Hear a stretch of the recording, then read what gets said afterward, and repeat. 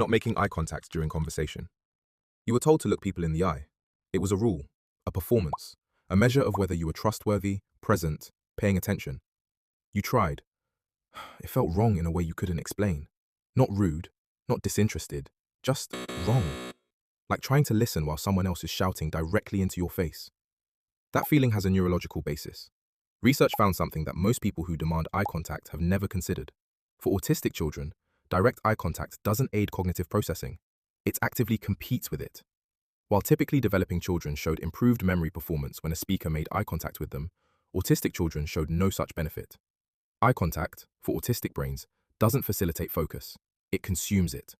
In their own words, autistic adults describe it exactly this way: that during eye contact, the eye contact itself becomes the dominant object of attention. Everything else, including the actual content of what someone is saying, is pushed to the back. The autistic brain is not failing to connect. It is processing at a depth that eye contact disrupts. Diverting attention away from a face isn't absence, it's management.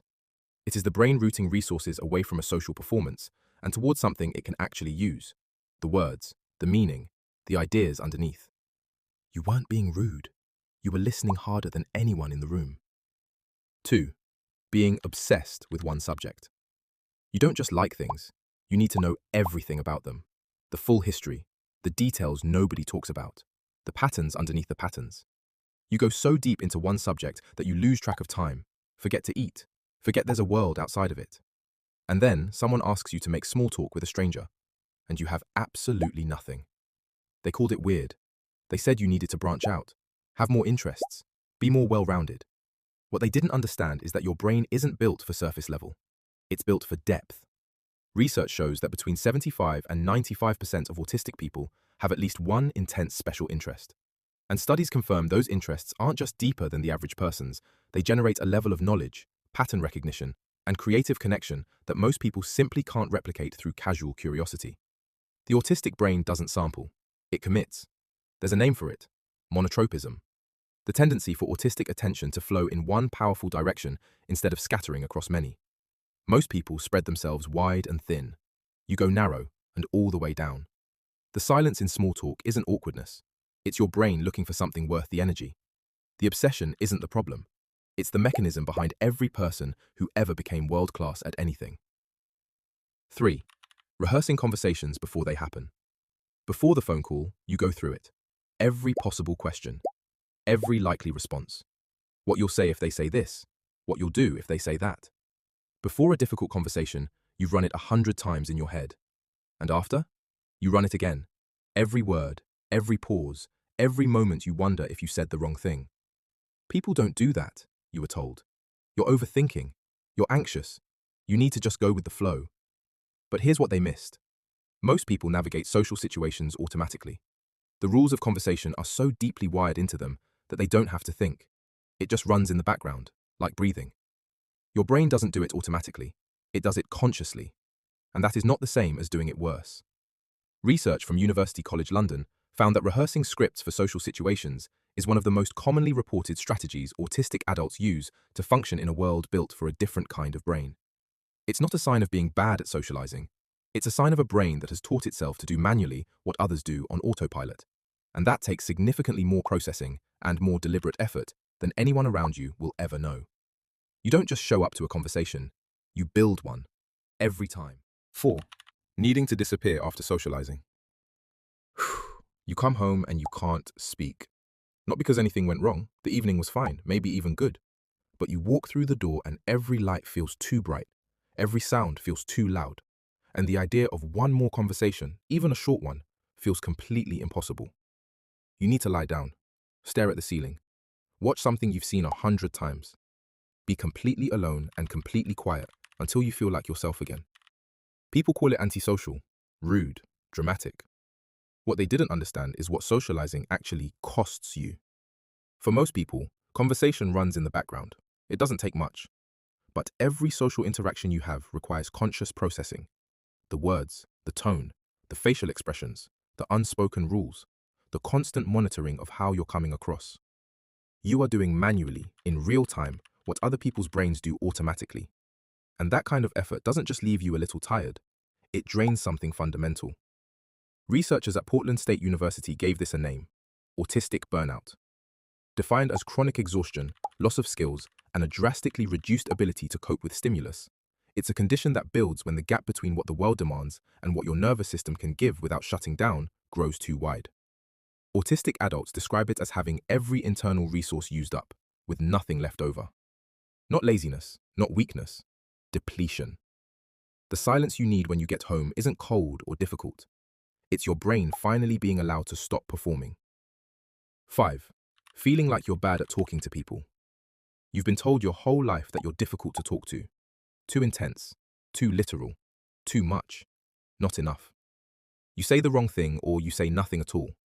You walk away from conversations replaying what you said, wondering why it always feels like you're performing in a language you never quite learned. Here's what nobody told you. It's not a language problem, it's a match problem. Researchers at the University of Edinburgh ran a study where they passed a story down a chain of 8 people, like a game of telephone. 3 kinds of chains, all autistic, all non-autistic, and mixed. The results stopped the field. Autistic people passed information between each other just as accurately as non-autistic people did with each other. The chain that broke down, where details got lost and rapport dropped, was the mixed one, not the autistic one. You are not bad at communicating. This is what the double empathy problem describes. The difficulty isn't inside you. It's in the gap between 2 different ways of being in the world trying to understand each other. Non-autistic people struggle to read autistic people just as much as the other way round. The problem has always been framed as yours. The research says it belongs to both sides. Every conversation that felt like hard work wasn't proof that something was wrong with you. It was proof you were speaking a language the room hadn't learned yet. 6. Shutting down in loud or busy places. A restaurant, a party, a busy office, a shopping center on a Saturday. Everyone else seems fine. They're talking, laughing, moving through the noise like it isn't there. And you're sitting there trying to hold a conversation while the music, the lights, the background voices, the hum of the air conditioning, the clatter of plates, and the scratch of someone's chair on the floor all arrive at exactly the same volume. You can't filter it. You can't turn it down. All of it comes in at once. You leave early, or go quiet, or stand near the door, or spend the rest of the evening recovering. And people notice and wonder what's wrong with you. Nothing is wrong with you. Your brain receives more. Research from the University of Reading found that sensory hyperreactivity, taking in environmental input more intensely than others, is present in up to 94% of autistic adults. It's not imagined, and it's not a weakness. It's a nervous system that is processing the full signal of a room rather than filtering most of it out. Most brains come with a volume knob that turns down the background automatically. Yours doesn't filter the same way. You get all of it. That's not a malfunction. That's a brain receiving a richer, denser version of reality than the people around you even know exists. The cost is real. The overwhelm is real. But so is the depth of what you notice, the texture of a room, the tension in a voice, the detail that everyone else walked straight past. You don't experience the world less than other people. You experience more of it than most of them can handle. 7. Fidgeting when you're supposed to pay attention. You tap the table. You rock slightly in your seat. You pace the same stretch of floor back and forth.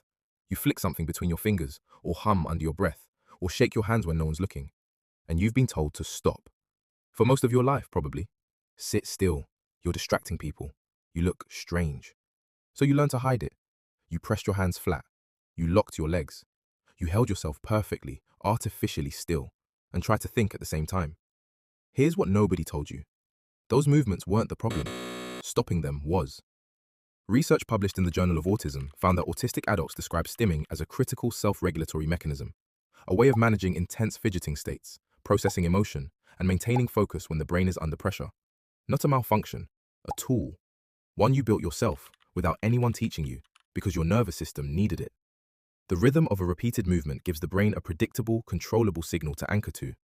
When everything else is loud, uncertain, and too much, the tap, the rock, the pace gives you something steady. It organizes the noise into something you can think through. You weren't fidgeting instead of focusing. You were fidgeting in order to focus. Every time you were told to stop, someone took away the tool you were using to hold yourself together, and then wondered why you fell apart. The movements other people called distracting were the thing keeping you in the room. If you enjoyed this video, please subscribe and click the video on screen.